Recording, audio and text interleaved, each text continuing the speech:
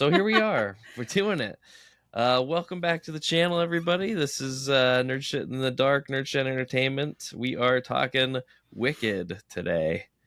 And joining me on the warm bidet is Amber Leitsch, I believe you go by. Litchy? I like Leitsch. It is, yeah. That's what it is today. And we also have Gershwin, who's named after a guy who was named for the theater in Broadway who originally had Wicked in it. Yeah. Fun fact. It's all full circle. Gershwin, glad to have you here as well then. I don't usually say that, but today, for our special topic, I'm glad you're here. So I brought Amber on. She is my musical loving friend. She works in musical theater. She does a lot of theater shit. And she texted me wanting to talk about Wicked. And I saw Wicked the other day and it blew my fucking mind. So I figured this was a good way to go about it. Oh, yes. And I saw Wicked the other day and it blew my fucking mind. And this is an amazing way to go about it because we need to talk about this. Yeah, this is... I bet it blew your fucking mind because one thing that Braden kept saying over and over, so I'm going to quote him here, is like this was like the Infinity War for theater nerds. And yeah, totally. I'm not even, you know what I mean? I'm like sort of a theater kid, right? But not like a big time one. And it fucking... This movie shook me to my core for 2.5 hours straight. You got to think about it. Theater fans have been waiting since before COVID.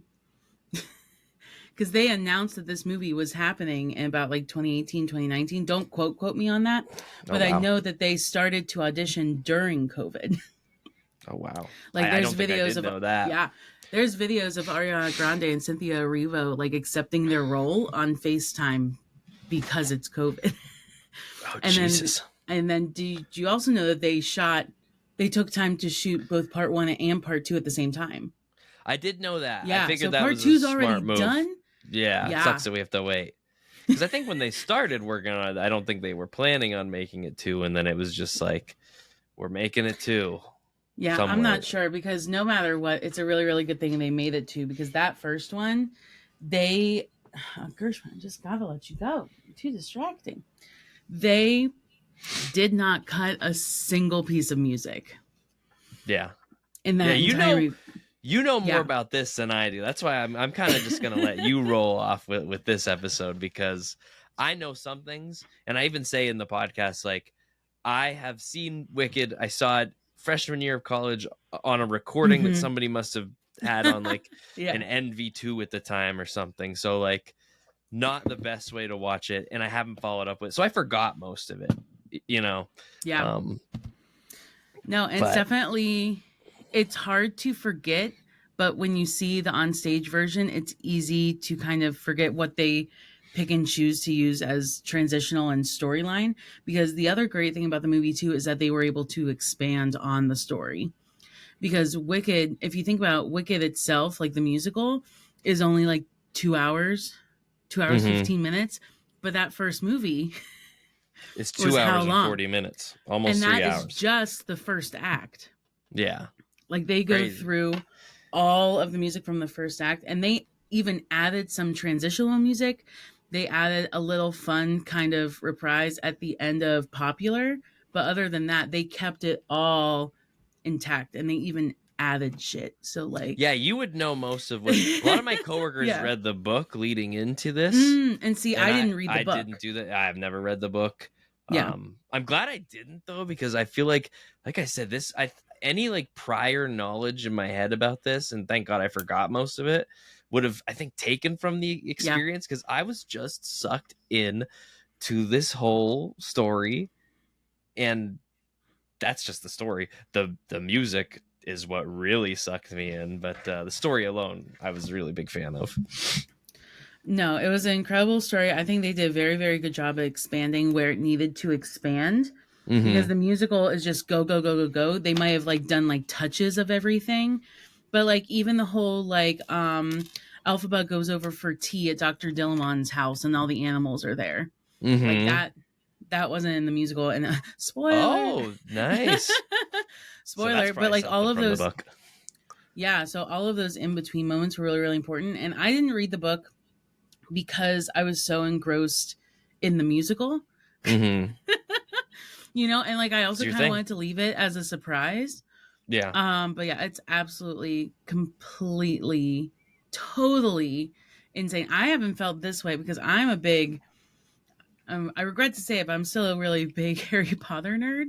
I haven't felt this way since Harry Potter 7, since that came out. And even like with the Harry part Potter 1. Yeah, and sort of like the part 1 where it cuts off in Harry Potter 7, you absolutely knew that that's where it was going to cut off. And with Wicked, you absolutely knew where it was going to cut off. But it still like blew your brain and it like ripped your heart out and it like messed around with it and then gave it back to you. And she zoomed so fast.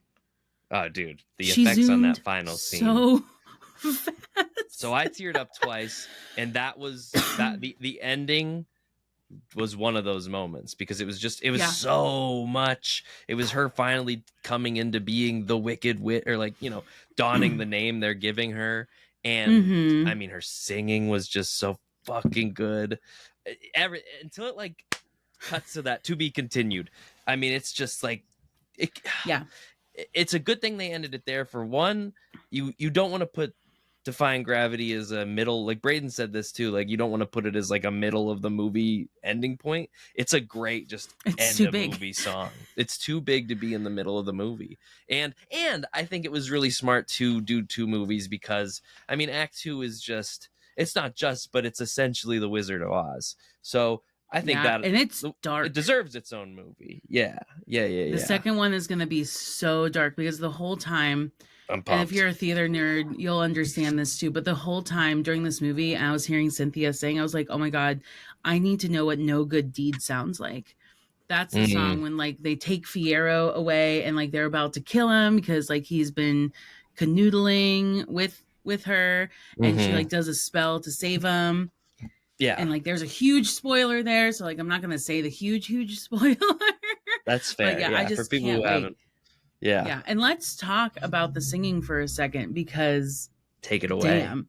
So Cynthia Erivo has been on the West End, so like the UK version of Broadway. She's been on Broadway. She's an incredible vocalist. She just started to get into recording. Yeah, like I don't even have to tell you, you know that part. I watched the movie. I would even put her, and this is a bold statement, and it's absolutely nothing against Jennifer Hudson. It's like another example. I would even put her as like Broadway's Jennifer Hudson. Even though Jennifer Hudson has also been on Broadway, so like that's a little bit unfair. But Cynthia Erivo just has one of those voices, and she's so well trained, and she didn't overdo it. Because if you listen to some of her other things, because if you listen to The Color Purple, if you listen to anything else that she's done, she's even sang more and dug in more. But she took the character, she took what was appropriate for the character, and she didn't overdo it with the run. She didn't like try and show off the character. She was just being Elphaba, and it was absolutely glorious.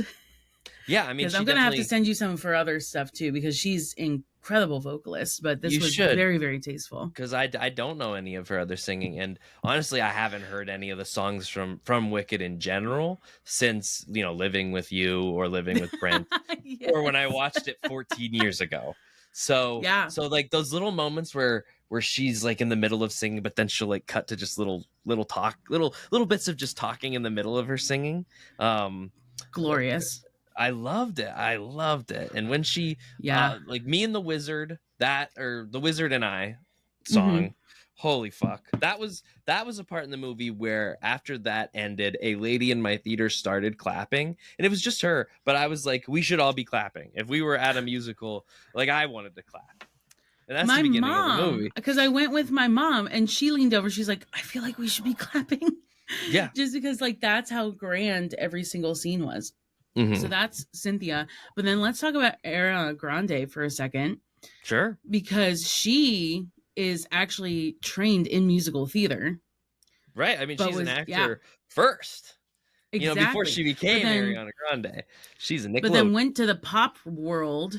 Yeah. And now she is back, and she is back absolutely better than ever, because I was really, really afraid that, in my mind, I might have been making this up. I feel like I'm not making this up, because I was really, really afraid that like her publicist or the producers or something would want her to keep her sound as a pop singer in the movie, but they didn't. And she sounded like her. She sounded like Glinda. Her technique was really, really good. It was perfect. She and She's she a was fun lovely. character. But I was so afraid that she was going to play Glinda as Ariana Grande, but she absolutely did not. And then there's this video. I keep going back because I don't know why this video stuck with me so much. But when you look up the videos of like when the director called her on FaceTime and said, "Hey, do you want to be Glinda?" And like she starts crying. Yeah. She says, "Oh my God, don't worry. I'll take such good care of her." And it was just like, and you feel really... she took care. You feel... Oh, yeah. Yeah. 100%. Because Glinda's a very, very complicated character. Sure. Because it's that whole like outside expression of like everything's amazing, but then on the inside, she's like freaking out the whole time. Yeah. Yeah. And like in the second opening of the second half, you'll see there's this really, really melancholy part where she sings, and it ends in, "Happy is what happens when all your dreams come true." But all of her dreams came true, and she's not happy. And she's not happy. And you can hear it, and you can, like, she's trying to exclaim it to the people, but like you can hear it that like she's like, "Oh yeah, this is what it's supposed to be. Definitely not happy now because like things are shit." But yeah, so I can't wait to hear her sing that either, but she took very, very good care of it. And I feel like this is just a movie for movie lovers. Like, it's not just for musical theater people. Yeah, it is. When we left the movie, I looked at Braden and Kaylee and I said, I think we just walked out of something very special. Like, not that Wicked's not already a really well-known musical. It is. It even goes out of the musical scene. But I think this movie, I said this on the podcast too, that like with Grease was a musical, but then when the movie came out, like that's when it gained its real popularity. I think the same is about to happen with Wicked with this. Yeah, absolutely. And did Grease come out first, or did the movie come out first? I don't know. That one might have been switched. Maybe not. Maybe I'm wrong. Maybe it's a bad analogy. But either way, I'll cut it. Either way, movie musicals are a really, really good function for. I wanted to say a good function for society. That sounds a little dramatic, but if you think about it, music, especially musical theater, is not accessible to everybody. Tickets are really, really expensive. You have to go into the city most of the time, or you have to go into New York itself. Yeah. Exactly. So movie musicals are just a really, really good way to make musical theater accessible to the masses. Because like, even like if you don't go to theater, like you just wait, like you wait for it to come out. So it's always had. But you should see this in the theater. Oh, I think you should definitely see this movie in the theater. I think you should see it in every format, like IMAX, better 3D format. Yeah, 3D. Jesus. Yeah, everything. And I don't even like 3D movies anymore, but like I might go see it in 3D because it's just a really good bridge for people, because there's just no way that you cannot appreciate the movie making of it either. The practical effects of all of it. Everybody was firing on all cylinders. Anybody who had a job on this movie gave it everything they had, and you can see it, you can feel it. The costumes, like I was talking to Braden about how you're so used to seeing creatures and things being CGI'd so much in movies these days, that when I saw so many characters just in costumes that could have been these like CGI beings, like the animals were CGI'd, but everything else in this movie is a practical effect. And that's just so. Even Fiero's dancing like with the books and stuff. Yes, that's not even CGI. Right. The train, that's real. The city. I'm sure there are parts of the city, the Emerald City is, and like I feel like that's an homage to the original Wizard of Oz too, because that first movie is known for like its technological at the time, practical and special effects, and now we're just doing it again with this. Oh fuck, dude, it's. I was blown It away. is next level. It is next level because a lot of movie yeah, and a lot of movie musicals are there to kind of like give you a piece, but this one was there to like be the thing it was supposed to be, because it's kind of like most of the time they treat movie musicals as like taking a book and making a movie, because they have to cut so many things, and the original musical might be like 3 hours long, but then the movie's like an hour and a half. Sure. A lot of the times they gotta cut things, and they gotta like, you know, really really take it and not do it justice, but they just really really did it justice here. I think it's a great homage to both the story of the Wicked of Oz and Wicked itself. And it was also, let's talk about some cameos that you might not have noticed as well. I did notice the cameos. I don't know. How many did you notice? Which ones did you notice? I just noticed the original cast members from Wicked's Broadway at that one scene. Yep. But there's if there's original cast members. But then Stephen Schwartz, who wrote the music, at the end he popped up at the top and he was like, "The wizard will see you now." That's Stephen Schwartz. He wrote the whole thing. Cool. It was wild. And then there was a lot of different like Broadway kind of just like inserts a little bit just to make it happy. But this is really the first movie that has been a musical that I feel like they gave us everything that we wanted and more. Good. I Crazy. mean, that's great. And Amber, that's exactly why I wanted to talk to you about this, because this was more near and dear to, like, this to me was just like, ooh, I got to see this. Like, I'm pumped to see this. And now I'm like all in, because I've seen the other musical movies. You know, I saw Les Mis, I saw Into the Woods. You know, I typically go, good. I'm a fan of the genre. I just don't, you know, listen to them in my car like you and Brent might do. But yeah, so you're not teaching them to young people. I've been listening to Wicked all week since Sunday in my car. I'm absolutely sure you have. And honestly, it's still good, but like the way the movie is filmed, that's what gives those, like, you can't just listen to it. You gotta, the effects when she gets on that broom and is just like singing like "Look to the west and blah, gravity," and fucking captivating, dude. It's captivating. You should do a remix, because that was lovely. I do want to talk to you about the first scene that made me cry, and this is all just acting ability that I think is what did this for me. Because I'm sure we've said it, but like everybody's acting. There's not a single person that does poorly in the whole movie. It's the scene when Alphaba and Ariana Grande, Glinda become friends on the dance floor. Nobody's speaking, nobody's talking. It's just nobody's singing. Music. There's just like an atmosphere that is being presented as she joins her on that dancing club scene or whatever, and she, you know, Alphaba starts crying. It's a really emotional scene, man, and it builds to that point, but like without words, without music, I was brought to tears. Not tears, a tear rolled down my eye. Yeah. But that's pretty fucking good. For me, that's a win. And can you, like, that would have never made it on stage as part of the musical. No, it's too intimate of a moment. Cinematography mixed with it. The way the camera is shooting at Ariana Grande, the way the camera is shooting at what was her name? Cynthia Erivo. Yeah, it's because you don't see those tears unless you're like the front fucking seat at the musical. You wouldn't see that. So no, it was absolutely gorgeous. I was already into it by that point. I was already into the movie at that point. But then I was like, let's fucking go. You made me cry and we're not even halfway through this bitch. What else you got? And then it just kept happening.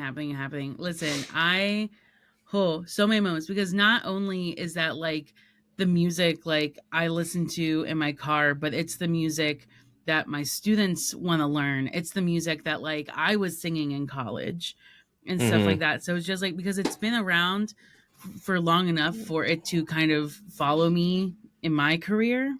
And 20 it's years now. Wild. And and now, and I don't know if I said this on a previous episode or not, but I'm going to call him out now. He might even listen to this. I don't care. But Michael Campano is a brilliant person I work with. He's so nice. He's so kind. He is the founding artist and the artistic director of the Collective, which is the teen theater company that I help run. And he was Fiyero on Broadway in 2016. Holy shit. Okay. Yeah, so it's just like this keeps following me throughout everything, and now it's so interesting to talk to him because I'm going to go see it again with him, which is amazing because I cannot wait to see his take on it because he was actually invited. I don't think he's seen it yet because I haven't told him I've seen it either, so like maybe that's a secret. But I promised my mother I would go with her before he said it. But here's the thing is that he was even invited to the New York premiere of Wicked and he couldn't go. That sucks.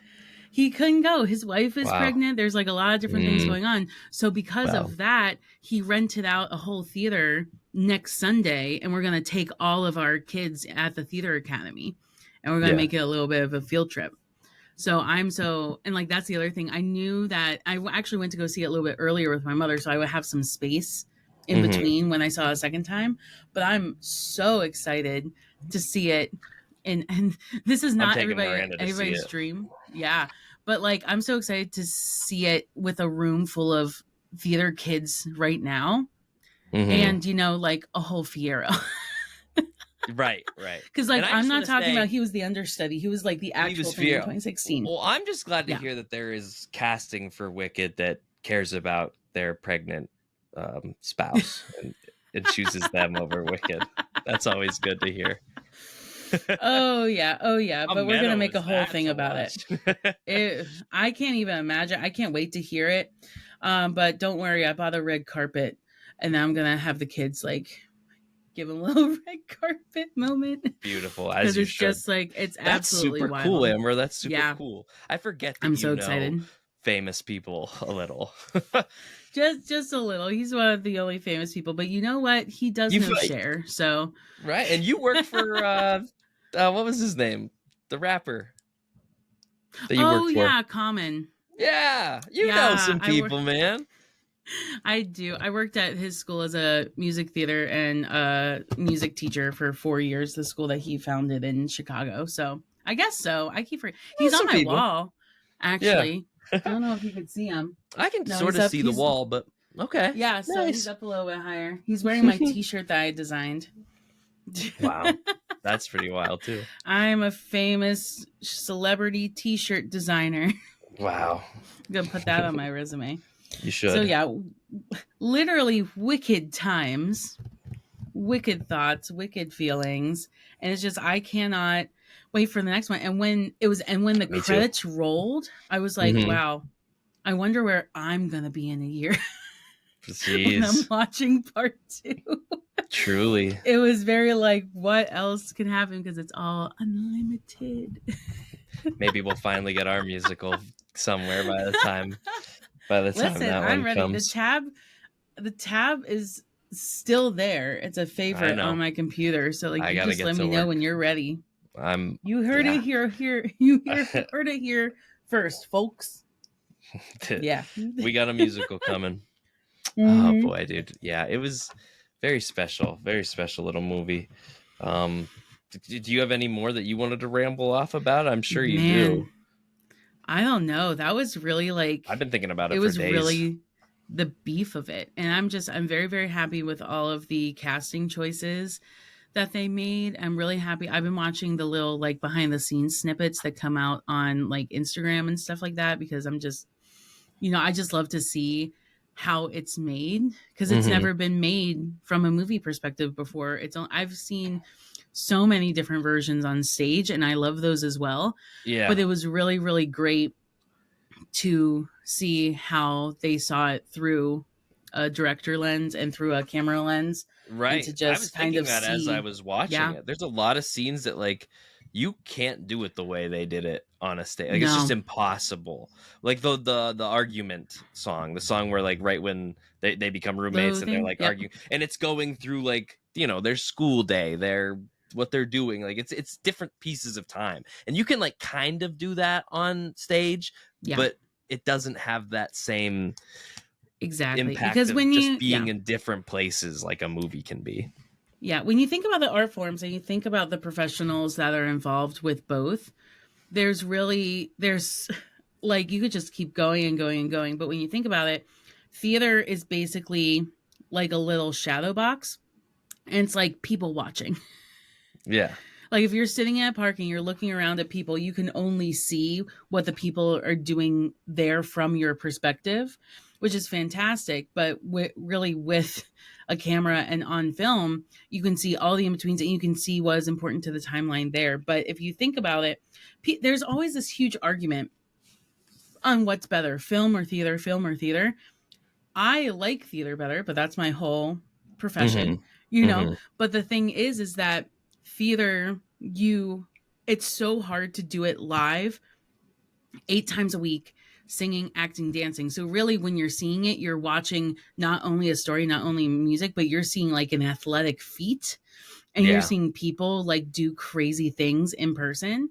So that's really fantastic to me. I think that storytelling is so important. But then when you go to film, you see the intimate moments and you see the little moments and you see it from a completely different perspective as well. And even sometimes people might argue, you might see the perfect version of it because you get to redo it as many times as you want. Yeah. So like I don't think, see, and this is really, really hard for me to say. I don't think that one's better than the other. I think that they're just two completely different ways of storytelling, and each have their pros and cons. Now, of course, I rather see stuff live because like there's a energy in the room. But then I'm going to play devil's advocate with myself. I think they did a really good job at replicating that energy in the movie. Because like just like you said, how it felt like you needed to clap. Yeah. People only want to clap in a movie theater if they're feeling it. Right. And my theater, I mean, that's if you see this movie at your house, you no longer have that theater atmosphere. But I think this movie is the closest to like a live theater atmosphere that you can get at a theater, is how it felt, at least for me. And I cannot wait to see it again. But yeah, that's definitely because of that emotional connection to it, and that revving up to it. So yeah, just so many good things. They did a really, really good job with it. And I'm super, super happy with it. And Me too. I cannot wait. And it's one of them that I'm gonna like be rewatching like once a month, for a while. I dare say that the second half might, because that's going to be the end game. If this was Infinity War, that's the end game.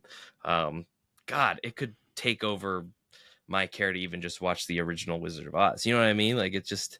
Oh yeah, 100%. How I already feel about this first one, but like, I'm so excited to see the next half and how they do it for this. Yeah, and you think about it, the next half, you have songs. It opens up on Thank Goodness, which is a massive, it's kind of like the beginning, but it's just, it gets you right back into the emotion. And then you talk about the wizard for a while, and then Fiyero and Elphaba get a little bit more serious, and then shit goes down. And then they try to kill the witch, and then you have For Good, which is every single theater kid song that if they want to cry to, they'll turn on For Good. Like there's just so many amazing things that are happening in part 2, and it's going to be so dark. Like this one, I felt like it was bright and bubbly and invited those dark moments. Like it's kind of like how Glinda masks her insides. Like on the outside, it's absolutely beautiful, but on the inside, like there's like a lot of stuff going on. That's what the first movie was. The second movie, I think we're going to get into the nitty gritty of it. I think you're going to see all the shit happen, and it's going to be kind of musicals. Yeah, it's going to be fantastic because like, and that's the other thing too. And I think that's another reason why it's so successful is that as a theater nerd, we know the book and we know the story, but we don't know what they're about to add to it. Sure. Because most of the time we're waiting to see, even as a book fan and then you get to see a movie form, you're normally like, oh, I wonder what they're going to cut. I wonder, like, I'm so upset. I hope they don't cut this part. But that's not the vibe with this one because you know that they're going to add stuff. They're not going to cut it. Instead of being nervous, you're excited. That's a feat. That's a feat that most things don't get. I don't know the last thing I could think of that because even Harry Potter, even when they turned Harry Potter into 2 different movies, they still cut stuff. Dude, the 7th Harry Potter movies, I don't like either of them. The book's my favorite book. No. I don't like either of those movies. So, it's exactly. Yeah. I can't remember the last time that this has happened where like the anticipation is so good and worth it because they're adding things and they're not taking away. I'm excited to see more Jeff Goldblum because Miranda asked me about him and I was like, he's good in it, but he's not really in it a whole lot. No. He only sings like a little bit even. So it's like, I don't even know if he does sing. I can't even remember. He has like one little bit of singing. So I'm excited to see more of that. Sentimental Man, and then for the next one you have Wonderful. So that's going to be in there too. I'm pretty sure that that's the Wiz character. The wizard character. Oh, Gershwin. Yeah. Oh, okay. He's all over. You want to say any of your opinions? No. Gershwin saw the movie. Well, he felt my emotions after the movie. Right. That's fair. Yeah, he felt the energy when I came home at 1:00 in the morning because the only tickets we could get were at like 8:30 p.m. Wow. He felt it. Wow. He felt it. Yep. Yeah, I know. Damn. I know. So, yeah, great movie. Great things happening. Might be my movie of the year, honestly. Dune 2 was pretty good, but wow. Oh yeah, dude, I'm telling you, I really had a great time at this movie. And I love that for you. Yeah. And I mean, I see a lot of movies that I like, but I like when I go see a movie that I'm just like, yeah, this should be good. You know what I mean? I have no like real high or low expectation. I will say the trailers were getting me pretty pumped anytime I saw them. But I did just completely blew me away. Plus, I'm a sucker for when you nail an origin story of a villain, right? Because I feel like there's a lot of those now. Wicked kind of started that, but like now there's like tons of them, and a lot of them suck. This one doesn't, and I also like when I love that we live in this time period where art, maybe everybody's always lived in this period, but art imitates art that imitates art, and I love seeing art that I like imitated so well into something cool and unique. Yeah, like Wizard of Oz is cool. I like the lore of Oz, but like they took that and just made it its own thing again, and I just love that kind of shit. And that's the other thing too, is that part 2 you're gonna see, or at least I don't know if you're gonna see them. Well, yeah, but like I don't know, because I don't know how much you're going to lean into that, because it's always been a story not about that, but absolutely all about that. Yeah. So I don't know if they're going to lean into it. I don't know if they're not going to lean into it. They're going to have to lean into it a little bit to find out. A whole year, but like I get it. But like honestly, I think that you texted me this. Like we couldn't deal with it back to back. Can you imagine seeing this in like 2 months? I can't. No. I wish they would have did like a 6-month thing, maybe like summer release. But yeah, I don't think when the movie was over, I needed to get up. I had to pee really bad. I was holding pee for 20 minutes, but that last 20 minutes, I was like, that was the best I'll piss my pants before I leave. Yeah, you have to. Yeah. There was literally no other option. I was at dinner before. I was like, wow, I need to only have like half of this drink because I'm not missing a single second. I don't care if I see it twice. I'm never missing a single second of it. So, yeah, beautiful. All about it. Crazy. Well, thank you so much for having me on. Yeah, thanks. I feel like I got some of this energy out, which is good. Yeah. I feel better. So that's me and Braden talked about it like right after the movie. So, and I think we did a pretty good job, but it was like, we were still in that like funk. Now I've had a few days to kind of sit on it. So I felt like this went pretty nicely. So yeah, thanks for joining up. This is definitely going to be part of the podcast, but I think I'm going to also just put this, on the channel for people to watch on YouTube, because I think it's a great review. Oh yeah. So extended edition. And we're going to work on getting you on the podcast this coming month for sure. Oh yeah, we're always working on it, Yeah. Always. Well, thanks everybody. Yeah. I'll catch you next time. Jitters till the next one. Ta-ta.